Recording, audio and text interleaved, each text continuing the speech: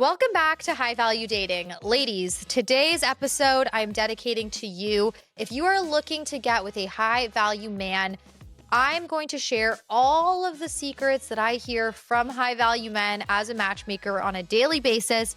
And there are some common denominators that I think if you start implementing into your dating life will take you a lot further than wherever you are now. So if you are comfortable with uncomfortable truths, this episode is for you. Keep listening. Hey there, it's your girl Nelly, matchmaker and dating coach. We talk about all things high value dating, how to meet your person, how to find love in today's dumpster fire dating economy, and also how to become a high value single because as I always say, we don't attract what we want in life, we attract what we are. So if that sounds interesting to you, please make sure you follow and subscribe to this podcast, and I can't wait to take you along this journey. Welcome to the High Value Dating Podcast. So today I want to keep it real with you guys because I personally wish someone had told me this information sooner. And when I started to learn more about what men in particular were looking for in women by speaking to men, quite frankly, and asking them, please do not sugarcoat it. Be honest with me, be, very blunt with me. Because I wanted to be as equipped as possible to succeed in the dating marketplace and get the caliber of guy I was looking to get. The information that I got from men really did change my trajectory. It opened my eyes. In a lot of ways, it set me free. And I always say the truth will set you free.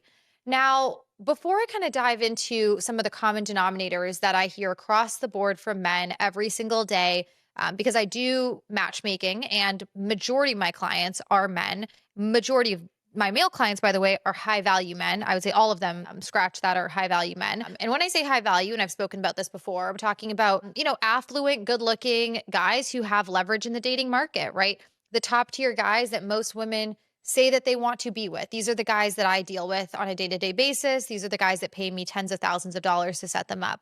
So, if you are not looking for a man like this information might not be necessary to you in terms of your search and pursuit of love with a high value partner. But at the end of the day, this is the High Value Dating Podcast. So I imagine if you're listening to it, then this is probably somewhat in line with what you're looking for. But yeah, I've shared this information before in my private coaching group, Queen of Hearts. I've shared this information with my female friends. And in all transparency, I've also shared it on social media and I've gotten a lot of pushback. I've had a lot of women who do not like this type of advice because it's uncomfortable and it's not exactly politically correct. It's not exactly in line with what our best friend will tell us or our dad will tell us. And unfortunately, a lot of us, including myself, sometimes have people that we don't even realize are shielding the truth from us because they're trying to spare our feelings. And that is absolutely understandable. But again, if you are trying to achieve something in life, whether it's a business goal, an academic goal, a love goal, having honest people around you who will tell you uncomfortable truths can actually go a long way. And so that's essentially what I'm going to do on this podcast episode. And I want to just make sure I'm managing all of your expectations so that, no one is caught off guard by any of the information, which I don't even think, by the way, should be that shocking. But I do feel a need to kind of preface it by essentially making a disclaimer that I'm not trying to offend anyone. I am just simply relaying the information that I hear from men across the board. And I want this to be useful to you. So take it and leverage it if you really are looking for love with a high value partner. With all that, let's just dive right in. So across the board, and I'm going to start with answers, then I'm going to drill into each of them. I tend to hear from most high value men, I would say actually all high value men, that they are looking for women who are feminine, nurturing, agreeable, pleasant/positive to be around, friendly, in shape, fit, typically a little more slender in build, and who are actually willing to be a team player, cooperative, for lack of a better word, be cooperative. And usually, when I speak to clients, there will be kind of other things that come up. Like, for example, some clients are only trying to date within their religion. So they might add on, religious compatibility. Some clients, they want certain looks. Like some guys like brunettes, some guys like blondes, some guys like a more exotic look, some guys like a more Scandinavian look, right? Those types of things is really going to drill and boil down to the individual. But at a high level, in speaking to countless men, thousands of men, it usually goes back to those things: friendliness, cooperativeness, femininity, a woman who is agreeable to a degree and who's in shape and, disciplined. So let's start with agreeable and cooperative, because this is something that I think is actually pretty easy to control. And it really just boils down to having the ability to manage your emotions and self regulate. A lot of women who I've spoken to, they almost feel like this is some kind of form of defeat, or being submissive is, it goes against the fabric of who they are. I will never submit to a man, or I will never get on a man's program, or why do I have to agree with him? Why can't he agree with me? And I totally understand that school of thought. But if you think about the characteristics of a high value man, right? Someone who's a leader, someone who has the ability to succeed and who is successful, most likely he's also got a certain lifestyle that he's created for himself. And a lot of these men, they are willing to compromise and kind of co-create a life with someone. But the idea of a man just completely bending to you as a woman is probably going to lead to you eventually resenting him and wanting someone more alpha, for lack of a better word, or more masculine in energy. And so if you want a guy who has masculine energy, you have to be willing to step into your feminine energy. And a component of feminine energy is your ability as a woman to a degree, submit, and to a degree, be agreeable and be cooperative, be a team player. The women I see who are my way or the highway in terms of how they go about their business and their life, they might attract a high value man, especially if they're very beautiful on the outside.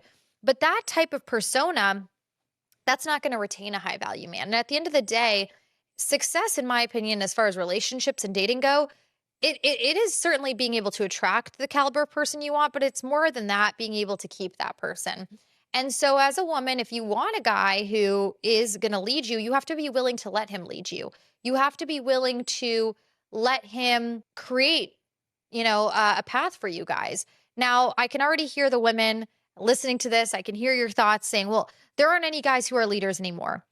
That is not true. There are, but maybe your energy is repelling them. Maybe they sense your masculine energy from the jump, and they sense your kind of desire to hyper control situations from the jump, and they don't even give you the opportunity because they're looking for women who are in their feminine energy.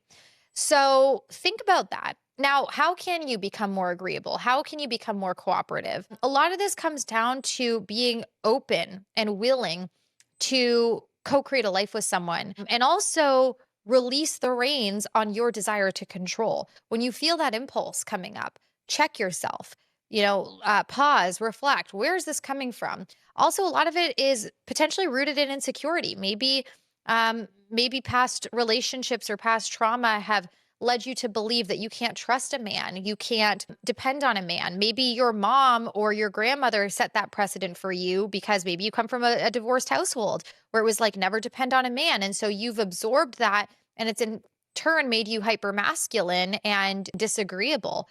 Okay, but that's still data that you can unpack within your own life and work on. You got to do the healing work. You got to go into the depths of your soul and dust out those corners if you want to be able to attract a man who is solid in his masculinity and able to lead you. So that takes accountability. It takes uncomfortability. It's not fun to do that healing work. I've done it myself. And it also takes practice, practice when you are on dates with men, or even when you're interacting with guys at work, being more open and receptive. And instead of just barking orders, which I'm not saying all of you do, but I know a lot of women, especially if you are successful in your life, this might be something that is a little more default, being willing to ask questions and, ask a man, hey, what do you think? What do you think we should do? Right? At least kind of let him think that he's leading you. Those are some examples of ways you can tap into your agreeableness and your cooperativeness. Because I'm telling you right now, I know so many women who get great guys and those relationships fall apart because they're not able to hang up their ego and let go of this, masculine energy that they harbor inside. And men will choose women that are less attractive than them, that are less successful than them, less accomplished than them, if those other women are more feminine, agreeable, cooperative. And so it's in your best interest as a woman, if you've already got it all going on, to work on that because it really does go a long way. And men, at the end of the day, they're pretty simple. They really like to be around women who make them feel like men, and they will choose the woman who they feel like a man around. So that goes down to you being able to understand the male psyche. And yes, of course, there are some guys, I've spoken to some guys who they really like a sassy, bossy lady. They actually find that to be an endearing quality. Interestingly, those men tend to be a lot more beta. They tend to be a lot more in their feminine energy. And that can work, by the way. Like that dichotomy and dynamic can work for some women. But for a lot of women, even the most successful ones, they tend to resent that because we as women, I think, do typically like men who are in their masculine energy and who are willing and open to leading us. So if that's the kind of guy you want, it is worthwhile, I think, to go through an exercise with yourself and really look at your behaviors around guys. Look at your vocabulary around men, your actions, your tone of voice. If you are very stern and very kind of bossy in your tonality of voice, that's going to come across as you being in your masculine energy. So practice these things, reflect on these things. Also, dig deep, ask yourself, where is this coming from? Why am I so afraid to let a man lead me? Why do I project past relationships onto this one? You can't solve the what if you don't know the why. So I would start there. And I do think that'll get you far. Another thing you can also do is study women who are wives, study women who are in their feminine energy. Look at their behaviors. Look at how they are acting. Are they poised? Are they calm under pressure? Right? These are examples that you can look to. A really good example of this, by the way, and this is, by the way, in no means like a political podcast. I was just watching the inauguration yesterday, so it's kind of fresh in my mind. Melania Trump. I don't care if you like her or dislike her, but I don't think it's disputable that the woman is very agreeable, emotionally regulated. She is able to remain calm under pressure. She's in her feminine energy. Yeah, she looks very feminine, but she also has very feminine, agreeable energy, right? There are a lot of women that if their husband said, I'm running for president for a second term and we're going to, be broadcast that way, they wouldn't put up with it. And those women, maybe their relationships wouldn't last as long. I'm not sure. Another example would be someone like Amal Clooney, right? Yeah, she is a powerhouse lawyer. She is very educated, right? She has a huge career on the kind of um, human rights side, right? She's in a lot of ways an activist too, but she's also gotten on George Clooney's program. She's very feminine, very agreeable, not the loudest person, at all of his award shows. She really kind of lets him lead, and she's the star just in how she carries herself, but she doesn't feel like she needs to steal his shine. And in a lot of ways, that is characteristic of being in your feminine energy. You can have your own professional identity as a woman. You can be successful. In fact, in speaking to a lot of men, have heard across the board unanimously almost that is sexy, that's attractive. Guys like a woman who's got her own thing going on, who's got, an impressive job and who has accolades of their own and who's successful. That's all amazing. In fact, it's icing on the cake. Men love it. What they don't love is when that also comes with the attitude that leads to emasculating that man. So if you're able to kind of decompartmentalize your professional life and your personal life, I think it'll get you really far. You might need to switch on and off that feminine and masculine energy depending on the venue, right? I imagine Amal Clooney is probably in her masculine energy when she's in work mode. But when she's in marriage mode, she's probably in her feminine energy. She's being, a nurturing mother, a nurturing wife. She's, probably stroking his ego. In fact, if you listen to any of the award show speeches she's given, all she does is stroke that man's ego, right? She's making him feel like a man. She doesn't feel like she needs to boast about herself. Everyone knows she's impressive.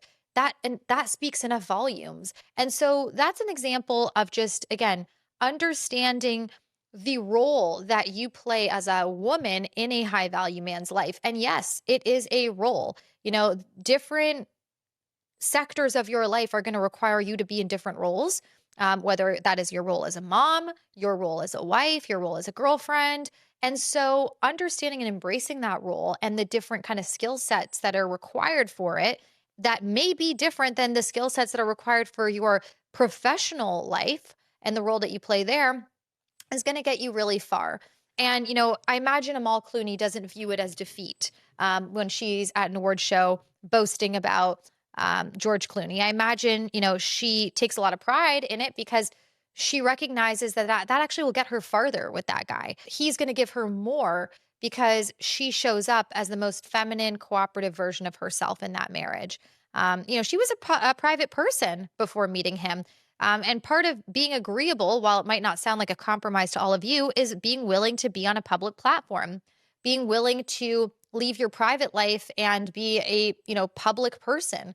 Again, that might sound enticing to a lot of people, but to a lot of people, it's also not, right? It's uncomfortable. It's uncomfortable knowing that every time you leave the house, there are going to be cameras and that you have to, be perfect or you're going to be scrutinized. So that's an example of sacrifice that she made. And that's, if we want to take it a step further, another kind of example of being agreeable and cooperative and a team player that has actually probably led to the retention of George Clooney being her husband and the success of that marriage. So, those are some examples. And again, I would start studying women who are married to high value men, look at how they act, look at how their marriage is going as best as you can. Obviously, there are always details we're not privy to in the public, but look at those types of relationships. And likewise, look at relationships of people in the public who have not worked out. And ask yourself, does this woman seem like she's in her masculine energy or her feminine energy? Um, Typically, too, when a woman and a guy get together and they get married, if that woman starts to succeed more in that marriage, like let's say she starts off as like a C-list actress and then she gets this crazy movie role and she rises to crazy fame, or let's say she sells her company for $1 billion, something like that. Most of the time, those relationships crumble. Why? Because if that woman's kind of success level changes, she might be more willing to emasculate that man, even subconsciously and inadvertently. And so that's part of why sometimes, and I have actually had clients like this, women who are really successful, if they get with a guy who's less successful than them, it is likely that that relationship will lead to divorce. They have a 50% higher chance of getting a divorce, and he has a 300% higher chance of cheating. And so again, understanding that if you want to be with a high value man, you have to be willing to step into your femininity, make a conscious effort to not emasculate him. And to the women who are cringing and saying, well, he shouldn't be emasculated, he should be a strong guy, take some accountability for the role that you play in your relationships, is what I would say to you. Again, if you want them to work, you also play a role, you also play a part. And it's in your best interest to show up as the best version of you in that. If that feels like defeat, you shouldn't be in that relationship. You should probably be with someone who, frankly, would prefer for you to kind of boss them around and is maybe more beta. And that's not necessarily a bad thing either. But not everyone is built, not every woman is built for a high value relationship. It requires a skill set. It requires you being able to manage your emotions, manage your own ego, and know how to show up for that man if you want that relationship to go the distance. And ultimately, if you want to glean the most out of it. Anyways, I could talk about this a lot more, but I want to switch gears after the break and talk about the physical appearance side of things, because we know men are visual creatures, and this would not be a true high value dating podcast episode if we glazed over that. So stay with me and we'll chat all that and more after the break.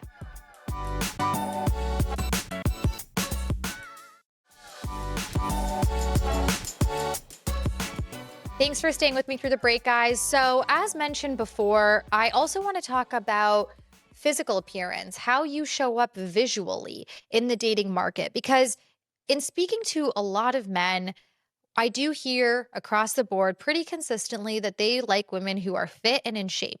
Now, of course, some of my clients like a more skinny woman, some of them like a more voluptuous woman, some like a thicker woman. But overall, being slender tends to be what I hear 90% of the time.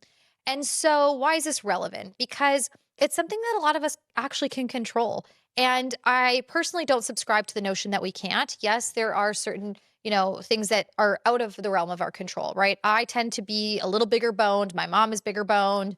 I have one sister who is very kind of thin naturally, and I have another sister who's a little more curvy naturally, friends who are more curvy naturally. But overall, it's about looking like the best version of you. Are you showing up as the most attractive version of you? If you are single, the question you should be asking yourself is, why would I not? Why would I not? There are so many things that make it easier to achieve the appearance of our dreams. And this is not something to sleep on. This is not something to neglect.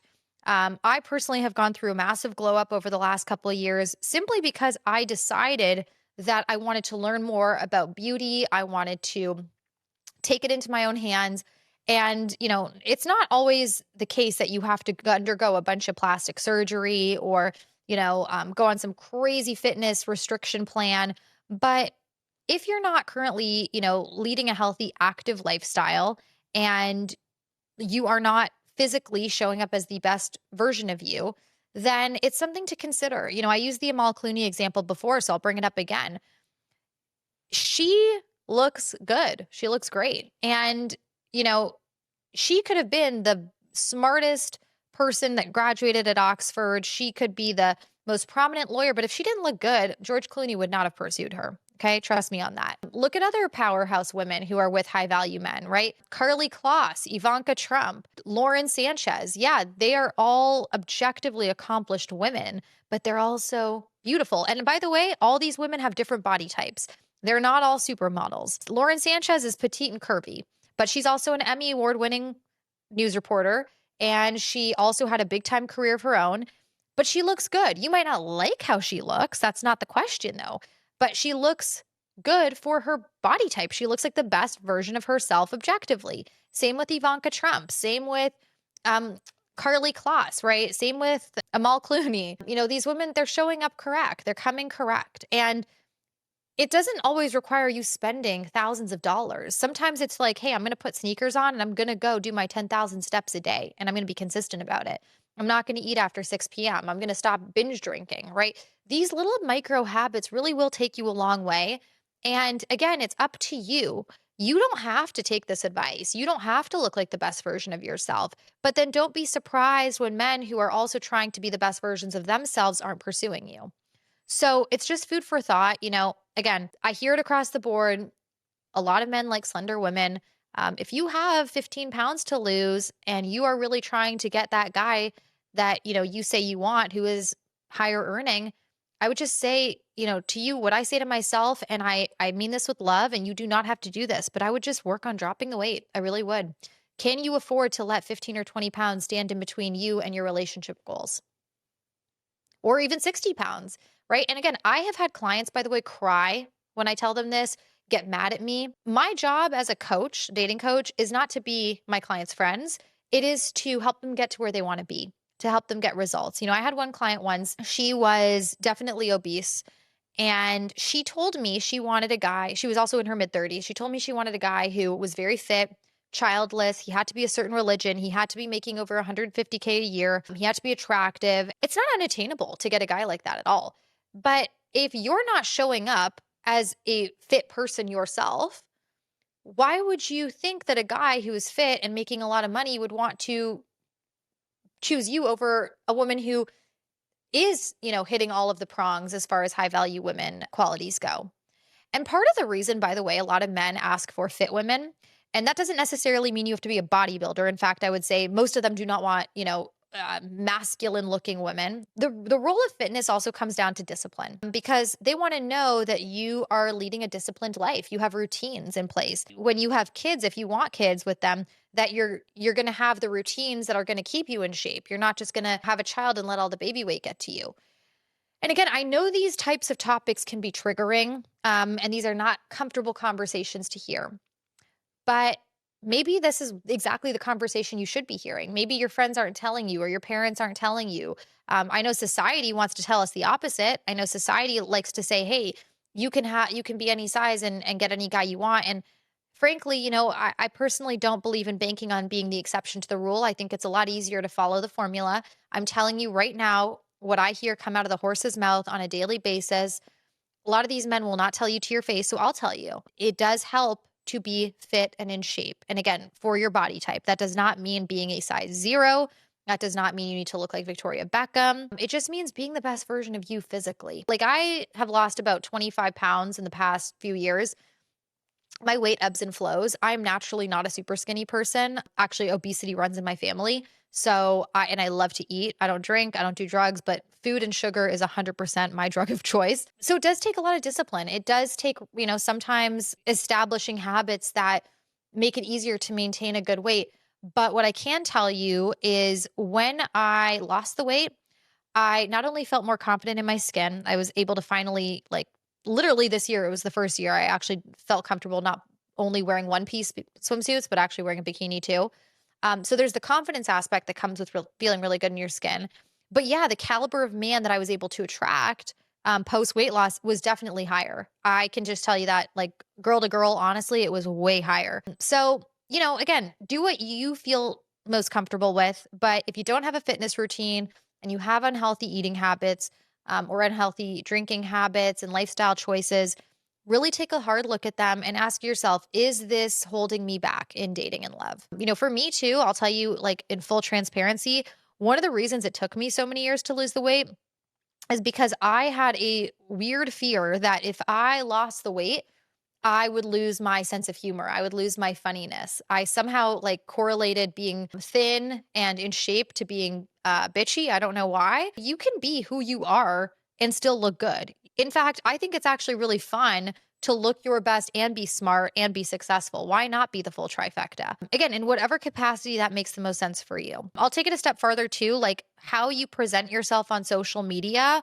will also convey to a man what kind of woman you are. Like, I hear it from guys all the time. Oh, she's got a hot body, but she looks naked in half her photos on social media. And yeah, those guys will definitely give those girls attention. High value men will still give those women attention, but they're putting them in a different box.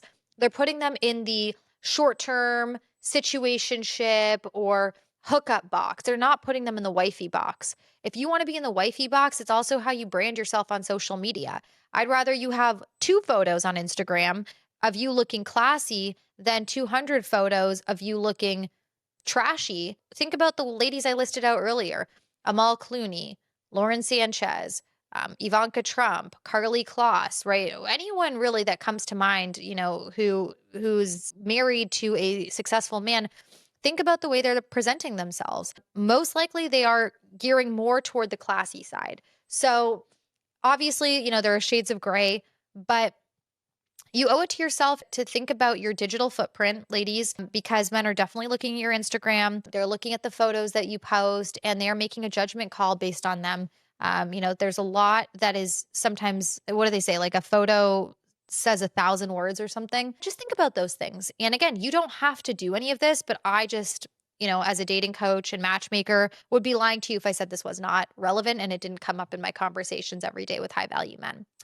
So, with that, I'm going to take us to break. And then when we come back from the break, we are going to chat about the importance of having a good attitude and a friendly demeanor, because that's also a really big piece of the puzzle in terms of attracting a high value man. So, stay with me and we'll talk all that and more when we come back from break.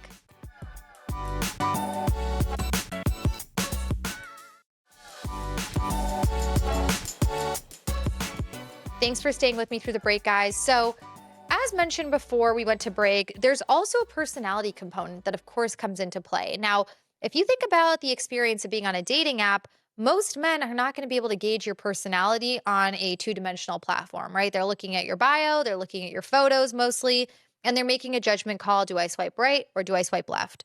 So you can't totally fault them. And, the women who have a great personality but a bad profile, or who are not visually alluring to these men, aren't even going to get the chance to showcase their personality.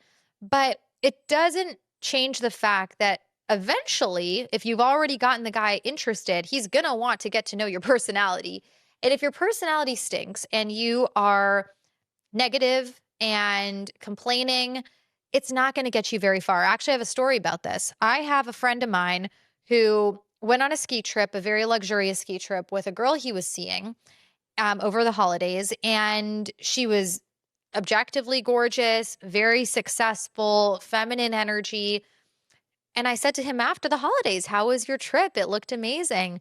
He said, "Nelly, she had such a bad attitude. She was so ungrateful. She was prima donna, like basically her personality stunk." And so he cut it loose. Part of why I emphasize having a good attitude goes a long way. And by the way, even outside of dating, it goes a long way. Having a, friendly, kind personality and being exuberant and optimistic. You think about the women who get successful guys to commit to them, most of them, from what I've seen, unless that guy is more superficial and really only interested in kind of like the status of her looks and what that provides, they have good personalities. They are supportive, they are caring, they are kind, they are authentic, and they're friendly. And so, you know, a lot of this goes back to really cleaning up your own life energetically as a woman and making sure that if there are things that are making you more negative and you're wondering why you haven't met that guy, well, it's probably because you're energetically repelling him. If you have trauma that is still heavy in your heart and is weighing you down, or you really don't like your job or where you live, and that's causing you to be negative, then you got to work on cleaning up your side of the road first. And then you will attract in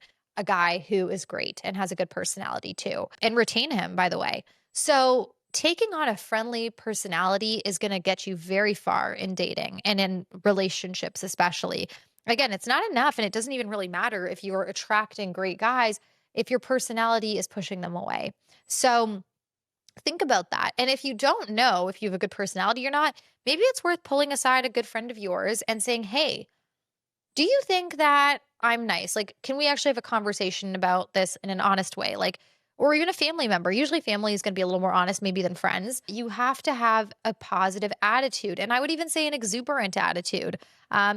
Be ultra optimistic, be smiley, be good vibes. And if you're not able to be good vibes, I'd rather you just remove yourself temporarily from other people as opposed to kind of spreading that, because it's not going to get you very far if you're, around high value men and you're showing up as a negative Nancy. Also, we talked about feminine energy at the beginning of the segment. I'm going to add on having good manners goes a really long way. If you weren't, for example, raised in an environment where you were taught good etiquette, maybe you didn't have role models who taught you good etiquette. And by the way, I'm going to add this too. You might not even know if you have bad etiquette. Most of the people I know who have bad manners, they're not aware of it. I would suggest really studying. You can go on YouTube, you can even take a class on this, studying etiquette, studying good manners. I've met so many women who are beautiful and funny, and they have a good upbeat personality, and they are somewhat like agreeable, but their manners suck. And if they're on a date or they're in an environment where you have to, be poised and elegant and you have to have good etiquette, these women are just embarrassing to be around sometimes. So take it upon yourself to have good manners. And the easiest way to do this, at a high level, don't swear, clean up your potty mouth. Try not to ask probing and prying questions. Um, be delicate with your movement and your manners, at a table, especially. Understand like the different forks, the different knives. Learn how to kind of speak in a calm and elegant manner. Look at people who do have good manners, right? A lot of the times you can look at people in politics or people in the royal family.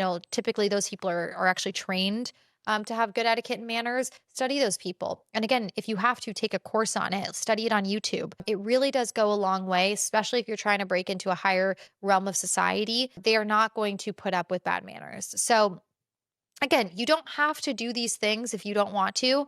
But I personally think, especially if you're looking to land a high value man, it really never hurts to have the best manners and show up as the best version of yourself physically and have an upbeat personality and an agreeable demeanor, right? It sounds like common sense when I say it, but you'd be surprised how many women would actually listen to this episode and be probably pretty furious with some of the things I'm saying, because it feels like defeat.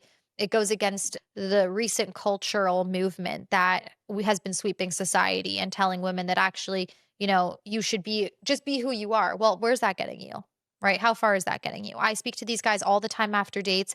And trust me, they pick up on these things. They pick up on manners. One guy actually, he was telling me about a date he went on where the woman said to him, "Let's get the most expensive caviar." They were at dinner and she ordered like a whole tin of caviar at dinner.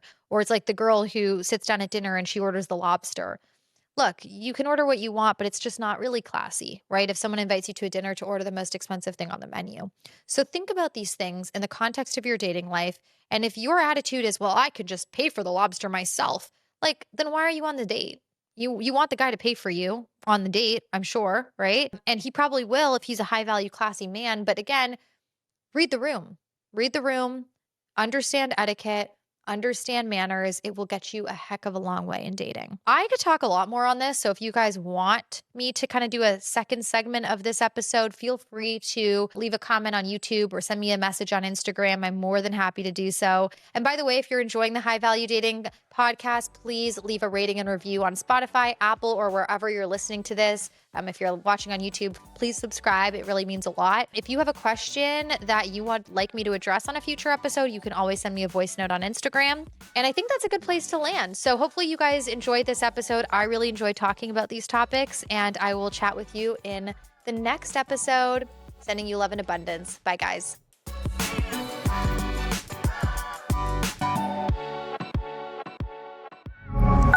Pioneer.